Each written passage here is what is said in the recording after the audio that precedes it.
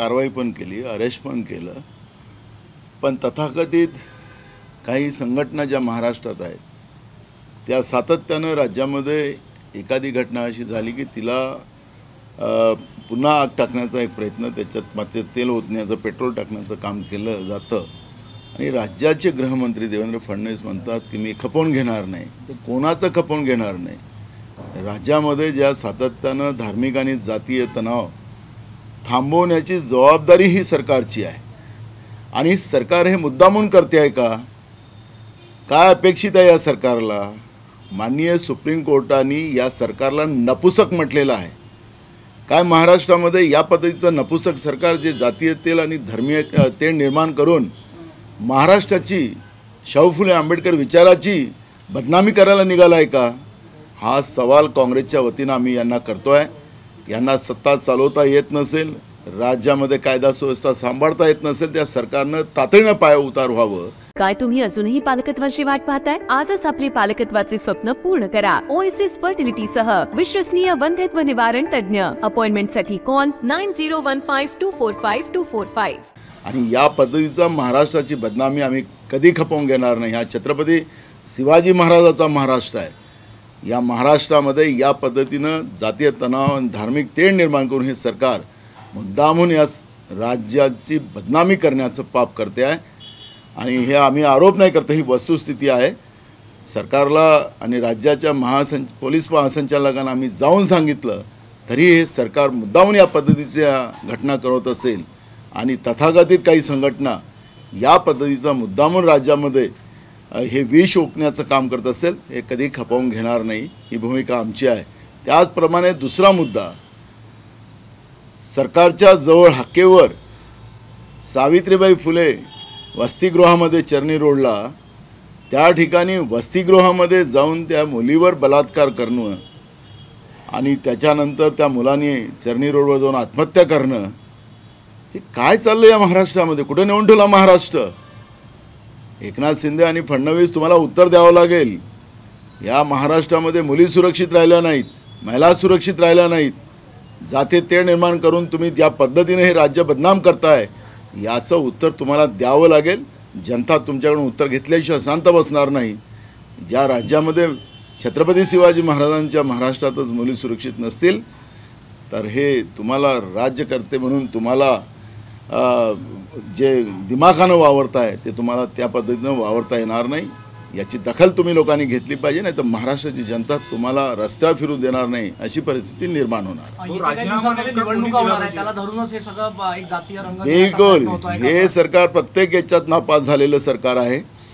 ना महागाई थांबवू शकले, ना बेरोजगारी थांबवू शकले, शेतकऱ्याच्या आत्महत्या थांबवू शकल्यात, शेतकऱ्यांच्या पिकाला भाव देऊ शकले नाहीत, शेतकऱ्याला लाईट देऊ शकले नाहीत, गरिबी थांबवू शकले नाहीत.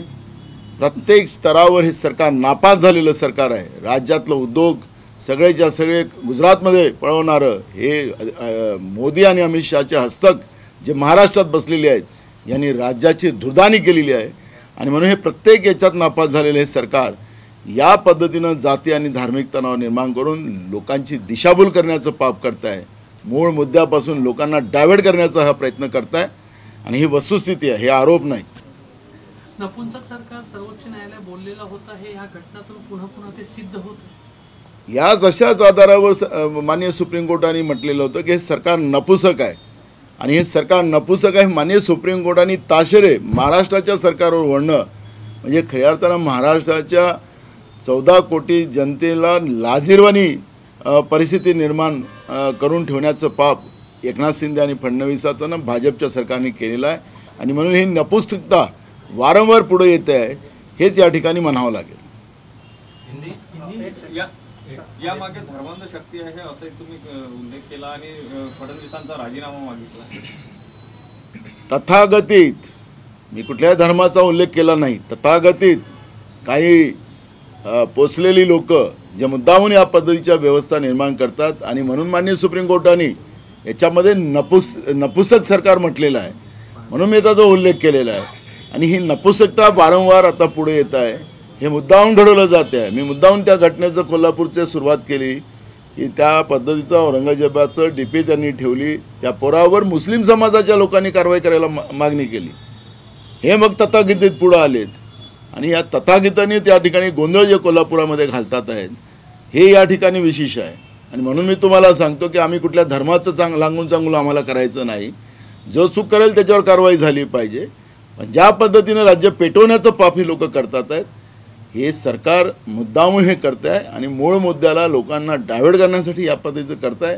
ही वस्तुस्थिती आहे आणि महाराष्ट्राची जनतेला हे सगळ्या गोष्टी कळतात आहेत. राजीनामा कोणाचा पाहिजे तुम्हाला? सरकारचाच राजीनामा असला पाहिजे. कारण की फडणवीस ज्या पद्धतीनं बोलतात आहेत ती खपवून घेणार नाही. तर काय खपवून घेणार नाही? अरे तुम्हाला नपुसक म्हटलेलं आहे माननीय सुप्रीम कोर्टाने. कुणाला खपवून घेण्याची गोष्ट बोलताय तुम्ही? राज्यात गंभीर घटना घडली आहे, नाजूक वातावरण, तर नितीश राणे तलवार काढण्याची भाषा करतात. सरकारच्या आमदारांचं असो की सरकार असो, आत्ता 4 आमदारांनी पत्र लिहिलं की सुधीर मुनगंटीवारांनी वन विभागाच्या बदल्यामध्ये पैसे खाल्लेत, त्याच्या खात्यामध्ये वळते झालेत. काय चाललं आहे महाराष्ट्रात? आणि तेच मुनगंटीवार मार आपल्या कुठल्या भाषेत बोलतात तेच कळायला कारण नाही जोरात. आणि काय चाललं आहे महाराष्ट्रात? म्हणजे बदल्यांमध्ये पैसे खाणं, सरळ त्यांचे आमदार आरोप करतात आहेत. आरोप आता वस्तुस्थिती असेल त्यांच्याच आमदारांनी केलेले पत्र लिहिलेले आहेत त्यांच्या आमदारांनी. आणि राज्याची तिजोरी हे सरकार रोज लुटत आहे. काय चालले काय या महाराष्ट्रात? त्याच्यामुळे या सरकारचाच, कारण की या सरकारला जेव्हा नपुसक म्हटलं माननीय सुप्रीम कोर्टाने, ते सरकार कुठल्या लायकीनं बसलेलं आहे? सुप्रीम कोर्ट ताशेरे ओढतात आहेत, सरकारला नपुसक म्हणताय. ते कुठल्या लायकीनं हे सरकार रोज जॅकेट घालून आपल्याला स्वतःलाच दिमागदार दाखवत आहे? हे सगळे प्रश्न निर्माण झालेले आहेत. उपमुख्यमंत्री फडणवीस यांनी असंही म्हटलं होतं की या सगळ्या मागे बोलवता धनी कोण आहे त्याचा आम्ही शोध घेऊ. तर तुम्हाला नेमकं काय म्हणायचं आहे? आम्हाला एक बघा, बोलवता धनीचा हा प्रश्न कुठं आहे? कोल्हापूरच्या घटनेमध्ये ज्या पद्धतीनं औरंगजेबाची डीपी ठेवल्यामुळे त्या ठिकाणी तणाव निर्माण झाला. मुस्लिम समाजाच्याच लोकांनी मागणी केली की त्यांच्यावर कारवाई व्हावी. मग आता बोलवता धनी कोण असेल त्याच्यात? पण जे तथागतीत स्वतःला काही समजतात, ठेकेदार समजतात, त्यांचं काय? त्यांचं उत्तर द्या ना. आणि सावित्रीबाई फुले वसतिगृहामध्ये चर्नी रोडला सरकारच्या हाकेवर हॉस्टेलमध्ये मुलीवर बलात्कार होते आहे, हाकेवर सरकारच्या. तर राज्यात काय परिस्थिती असेल? आणि काय घोषणा करतायत? कशाचा ताव मारताय उपमुख्यमंत्री? खपवून घेणार नाही. कशाचा खपवून घेणार नाही? अहो थोडीशी तरी माननीय सुप्रीम कोर्टाने जे ताशेरे ओढलेत नपुसकतेचे, आणि थोडीशी लाज असेल आजच्या चर्नी रोडमध्ये झालेल्या घटनेची, सावित्रीबाई फुले वसतिगृहामध्ये झालेल्या घटनेची थोडीशी असेल तर तातडीनं सरकार पाडलं पाहिजे, की सत्तेतून बाहेर गेलं पाहिजे. तरच त्यांचं तुम्ही लोकांसाठी काम करताय असं लक्षात येईल. नाही तर तुम्ही सत्तेसाठी जगतात आहात. सत्तेशिवाय तुम्हाला दुसरं काही चालत नाही. अशी परिस्थिती या सरकारची आता निर्माण झालेली आहे. आणि मी तीव्रतेनं मांडतो आहे घटना. मला राजकारण करायचं नाही या घटनेमध्ये. पण जे काही महाराष्ट्रामध्ये सातत्यानं धार्मिक आणि जातीय तणाव निर्माण करून ज्या पद्धतीनं महिला मुली सुरक्षित नाही या महाराष्ट्रामध्ये, ती परिस्थिती आज निर्माण झालेली आहे. हे भयावह परिस्थिती आहे महाराष्ट्रात. कधी नव्हे या पद्धतीचं हे चित्र महाराष्ट्रात या ईडीच्या सरकारनं, भाजपच्या सरकारने महाराष्ट्रात निर्माण केलेलं आहे. हे दुर्भाग्य या महाराष्ट्राचं आहे. नांदेडमध्ये एका दलित मुलाचा खून होतो. त्याचबरोबर हे जे विद्यार्थी आहे मुंबईची देखील दलित असल्याचं बोलण्यात. त्यांनी सोबत लातूरमध्ये एका खाजगी शाहूकाराने 3,000साठी एका व्यक्तीचं खून केलं. तो देखील दलित असल्याचं बोलला. दलितावर अन्याय होतो महाराष्ट्रामध्ये. ना दलित सुरक्षित आहेत, ना आदिवासी सुरक्षित आहेत, ना मुस्लिम सुरक्षित आहेत, ना हिंदू सुरक्षित आहेत. कोणीच सुरक्षित या महाराष्ट्रात नाही. त्याच्यामुळे माणुसकीला काळीमा फासणारं सरकार या महाराष्ट्रात बसलेलं आहे. ही जात आणि धर्माच्या पलीकडे ज्यावेळेस माननीय सुप्रीम कोर्टाने या सरकारलाच नपुसक म्हटलेलं आहे, तर मग हे सरकार कुठल्या लायकीचं आहे? हे आपण या सरकारचं खऱ्या अर्थानं हे सरकारच नपुसक आणि नालायक सरकार महाराष्ट्रात बसलेलं आहे असं चित्र निर्माण झालेलं आहे. नानाभाऊ भोंडेकर यांनी अशी मागणी केलेली आहे की स्थानिकच पालकमंत्री द्यावा, इतर जिल्ह्यातून पालकमंत्री दिला जातो. शरद पवार म्हणाले की महाविकास आघाडीतल्या पक्षांनी एकमेकाच्या पायात पाय घालून पाडण्यापेक्षा जो मजबूत असेल त्यांना जागा सोडावी. महाराष्ट्रामध्ये पहिली भूमिका काँग्रेसनेच मांडलेली आहे. पवारसाहेब आत्ता मांडतात आहेत. ज्या दिवशी आमची कोरची बैठक झाली, महाराष्ट्रामध्ये काँग्रेसची कार्यकारिणीची बैठक झाली, त्या दिवशीच आम्ही सांगितलं की मेरिटच्या आधारावर निर्णय घेऊ. आणि भाजपला या राज्यातून हाकलून लावू, ही भूमिका काँग्रेसने मांडली. पवारसाहेब आज म्हणतात त्याचं समर्थनच आम्ही करू. भाऊ, रमेश बागवे यांनी तुमच्या लोकसभा निवडणुकीच्या बैठकीसमोर तुमच्या समोरच नाराजीचा पाडा जो आहे तो वाचला होता. कार्यकर्त्यांचं ते चालत राहते की प्रत्येक पक्षात.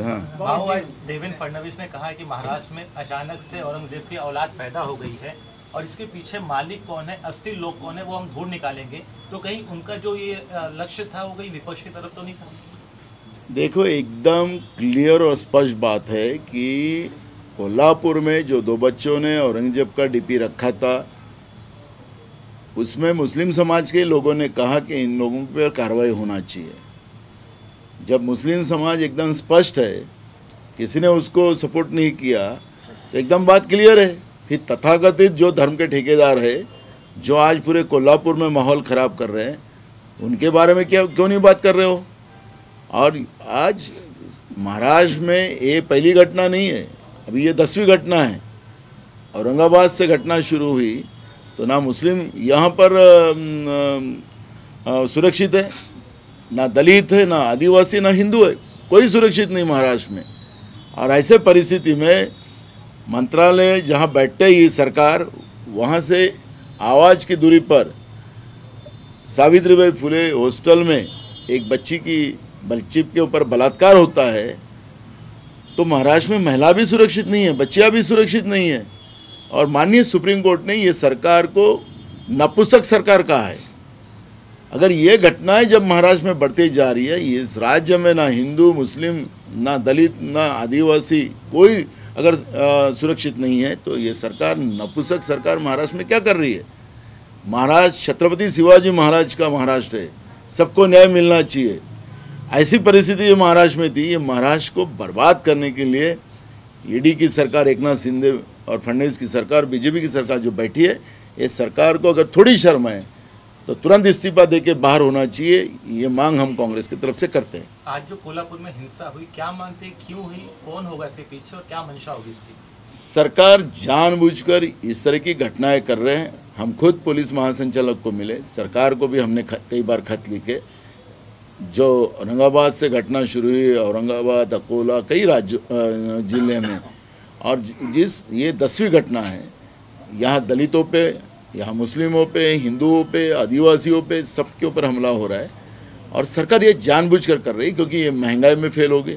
महंगाई कम नहीं कर सकी ये सरकार, ये ना बेरोजगारी कम कर सकी ये सरकार, किसानों की आत्महत्या रोक नहीं सकी, किसान के फसल को दाम न दे सकी, गरीबी कम नहीं कर सकी.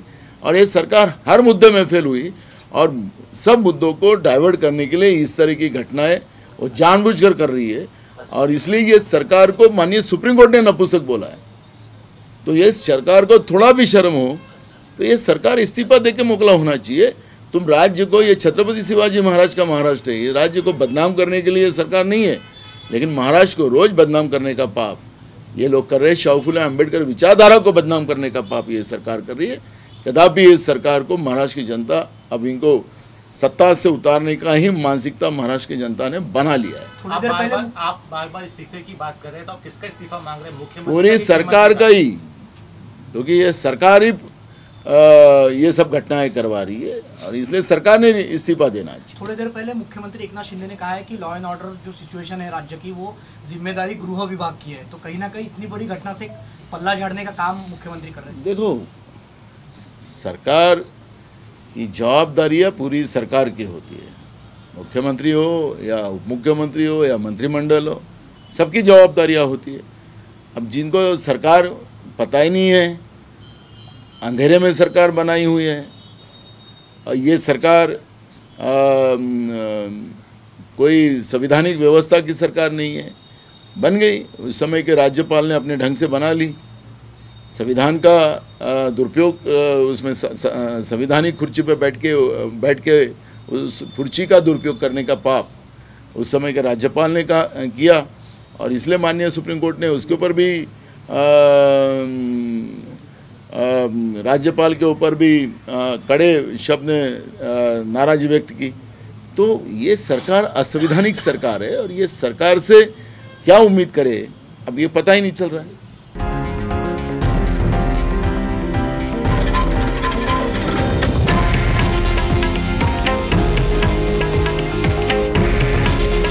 हे आहे देशातील नंबर 1 न्यूज नेटवर्क आणि आपण पाहत आहात TV9 मराठी. काळजी तुमची, हित महाराष्ट्राचं.